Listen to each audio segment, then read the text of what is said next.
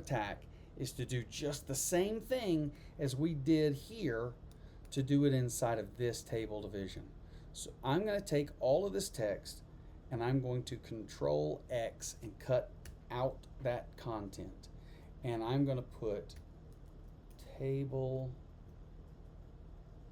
with 2 rows here. Okay, I'm going to go on ahead and put my content back here so that I still keep it. So long as you know what it is, that's fine. I'm going to save and I'm going to refresh, and I see I've got table with 2 rows. This is a table with 3 rows. This is going to be a table with 2 rows. Okay, remember, rows go horizontally, columns go vertically. All right, so this table right here has 2 columns in a single row. This column, or this table, has 3 rows in a single column. So let's start working on that, and let's go back over here where I see table content, and I'm going to give it a padding of 1 rem. All right, I'm going to save it and refresh, roughly the same. And now I'm going to start to put a table in here. All right, so let's, you know what? Rather than type all this table content, here's what I'm going to do. I'm going to copy all of this table content right here, and I'm going to paste it in there. Copy, and I'm going to paste right there. Okay, I'm going to save it, and now we've got double what we had before. But all I got to do is I've got to erase one of these rows, and I'll have what I need. So let's go on ahead and let's find, I'm going to do row 1, row 2. Now notice that I'm doing it in the second one. So you should have, the top one should have all that content in, and the second one we're going to replace all the rows. Row 3. Save it and replace it. And now I want to remove one of these rows. It doesn't matter which one. I'm going to go and remove row 3 because mentally you're probably saying I need to remove the last one. But it doesn't matter. We just need to remove one of them. So I'm going to remove row 3. That means I need to remove everything from the table row, including the table division open, the content, the end of that table division, and the last part of that table row. And I'm going to delete that and hit save. Now you'll notice I have 2 rows. All right, inside of the first row, I want my text align to be centered.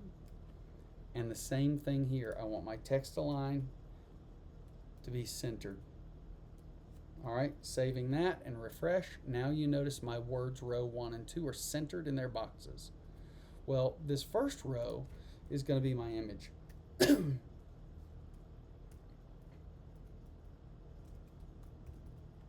Save that. Now I've got my image. And I want my row 2 to be my expiration date. So what was my expiration date? Expires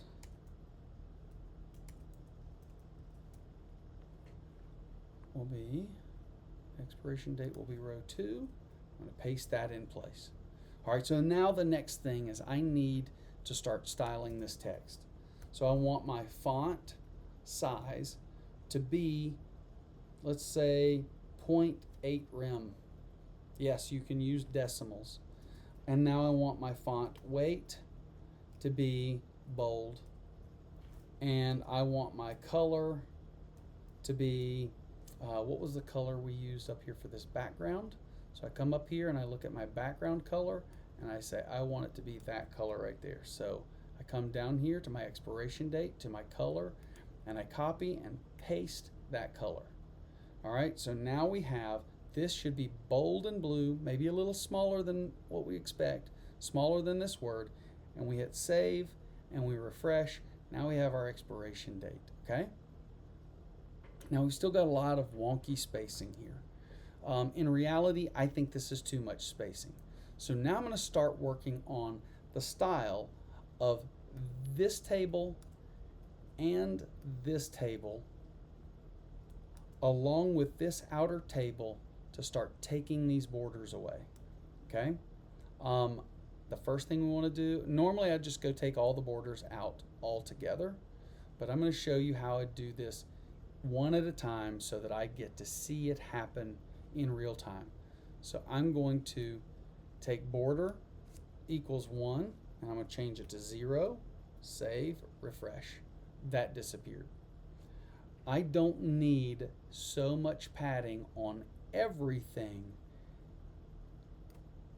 I want that padding to be only in a few spaces. Let's save that, refresh, and see if that does what we want.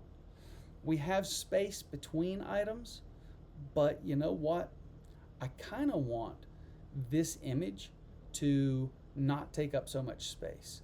So I'm going to do something to this outer, this table division. Let me put that padding back on and that border and save it and refresh.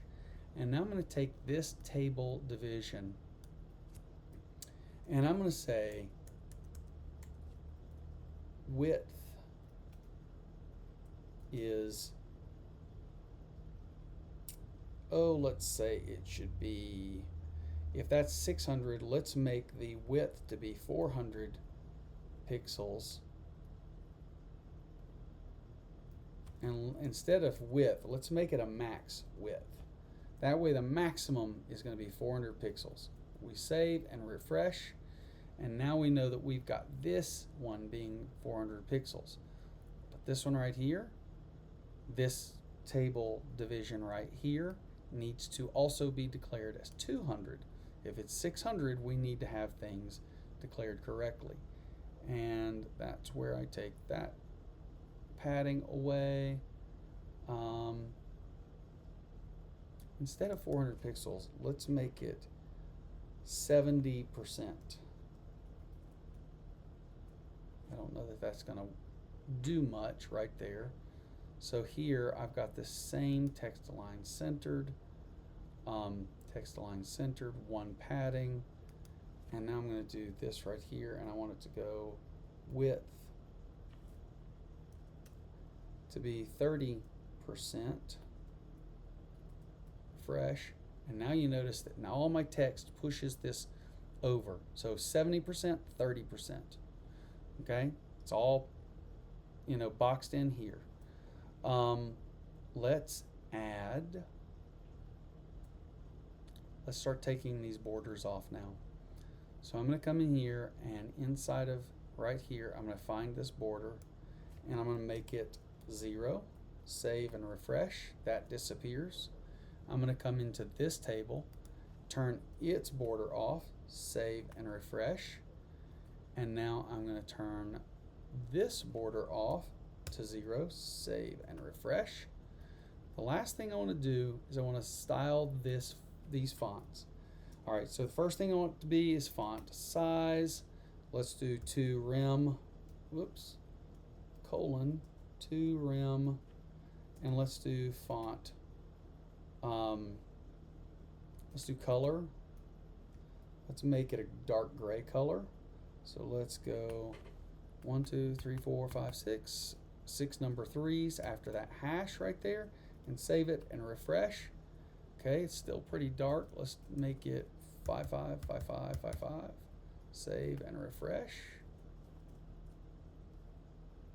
Let's go for, okay, good dark gray, but still more gray. All right, let's take our padding off, and let's instead add a line height. Line height, and make it be, let's see if we've got 2 rem, let's do 2.2 rem. All right, save that and refresh. Ooh, now we notice it's starting to snug up. Let's do the same thing here. Let's make this, I'm going to copy and paste all of this style here and paste it right on top of there. So this is where the copy and pasting should come in. Let's do it 1.5 rem, and instead of 2.2, let's do it 1.8 and save and refresh. Okay, so look what I did. This is 2 rem tall with 2.2 rem of spacing of line height. This one, however, is 1.5 rem tall with 1.8 rem of line height. And that turns into this. So now let's do the same thing. Let's take this right here. Ooh, you know what else I want to do here? I want to make this font weight. I want to make it bold on the price. Refresh, and now we see that that gets bold. You know what? I also want the color of this one to be the same color as my background color here. So I'm going to take this font color of the price. So color is 777. I'm changing that to my blue color. And refresh, and now we see that I've got blue here and blue here. All right, the last thing is I want all of this style right here. Actually, I'm going to take the 4-wheel alignment style and copy, and I'm going to paste over that so that the regular price, and I'm going to make it 1.2 rem tall with 1.5 rem of line height. Save and refresh, and now you see that structure coming together. All right, I'm going to come back in. I'm going to turn all these borders back on so that when we add the next table underneath it, you'll see the structure and how they differ. So I'm going to find all these table borders, and I'm going to turn them back to 1 and save that and refresh, and now you see my table structure back again. When we finish all this, I'll go in and find all of the borders and turn them all off, and it should look good. So I'll see you in the next video. You should have this built out with your table borders still on if you like, and then we will work on the next part in the next video.